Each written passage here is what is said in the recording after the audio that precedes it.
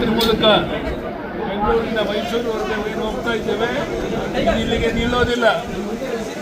ನಾನು ರಾಜ್ಯದ ಜನತೆಯಲ್ಲಿ ವಿನಂತಿ ಮಾಡ್ತೇನೆ, ಇಂಥ ಭ್ರಷ್ಟ ಸರ್ಕಾರವನ್ನು ಕಿತ್ತೊಗಿಬೇಕಾಗಿದೆ.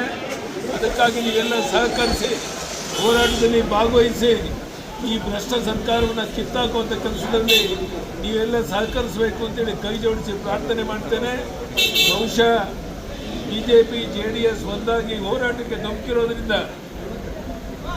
ರಾಜ್ಯದ ಉದ್ದಗಲಕ್ಕೆ ಬೆಂಗಳೂರಿಂದ ಮೈಸೂರುವರೆಗೆ ಪ್ರತಿ ಕಡೆ ತಾಲೂಕಲ್ಲಿ 16,000 ಜನ ಸೇರಿ ದೊಡ್ಡ ಒಂದು ಹೋರಾಟವನ್ನು ಏನು ಕೈಗೊಂಡಿದ್ದೇವೆ. ಈ ರಾಜ್ಯದ ಮುಖ್ಯಮಂತ್ರಿ ರಾಜೀನಾಮೆ ಕೊಡೋವರೆಗೂ ಸಹ ನಾವು ಇದನ್ನು ನಿಲ್ಲಿಸೋದಿಲ್ಲ.